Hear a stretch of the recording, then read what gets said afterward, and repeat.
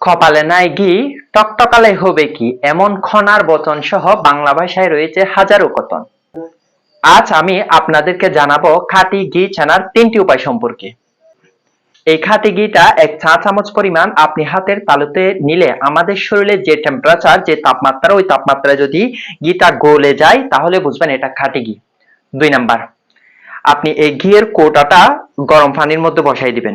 ঘিয়ের কৌটাটা যখন গরম পানির মধ্যে বসাই দিবেন তখনই দেখবেন সম্পূর্ণ ঘিটা এরকম লিকুইড গাঢ় বাদামি রং ধারণ করেছে, তাহলে বুঝবেন এটা খাঁটি ঘি। এবং এই কৌটাটা আবার ফ্রিজে রেখে দিলে, তরল অবস্থায় যদি আপনি ফ্রিজে রেখে দেন দেখবেন সম্পূর্ণটাই একই লেভেলে জমে গেছে, অর্থাৎ এখানে যে ঘিয়ের দানা দেখতে পাচ্ছেন এই দানা সহকারে সম্পূর্ণটাই জমে যাবে, তাহলে বুঝবেন এটা খাঁটি ঘি। তৃতীয়ত, এখান থেকে 1 চা চামচ পরিমাণ একটি গরম ফ্যানে আপনি ঘি দিয়ে দিন এবং তাৎক্ষণিকভাবে যদি সেটা গলে যায় এবং গাঢ় বাদামি রং ধারণ করে তাহলে বুঝবেন সেটা খাঁটি ঘি।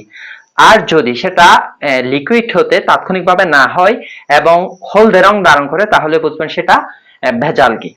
খাঁটি ঘি ছানার অন্যতম আরেকটি উপায় হচ্ছে খাঁটি ঘি দেখতে এভাবে উপরেরটা লিকুইড থাকবে এবং নিচেরটা কিন্তু এভাবে দানা দানা থাকবে।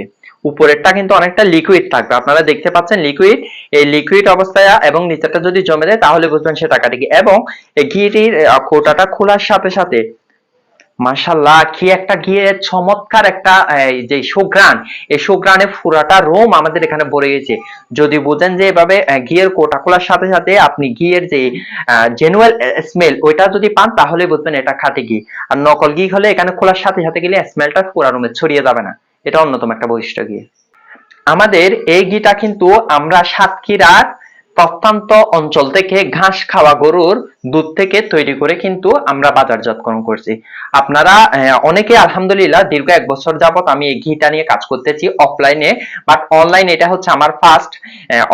অফলাইনে আমি যতটুকু কাজ করেছি প্রত্যেকটা রিপিট কাস্টমার আমার কাছ থেকে আলহামদুলিল্লাহ এই ঘিটা বারবার নিয়েছে।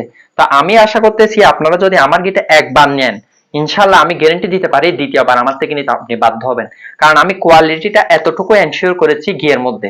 আপনারা বাজারের অন্যান্য ঘিয়ের সাথে আমাদের ঘিয়ের তুলনা করতে পারবেন না, আপনি একটা নিয়ে খেয়ে টেস্ট করে দেন আপনাকে আপনি আমার ঘিয়ের রিভিউ দিতে পারবেন। ধন্যবাদ।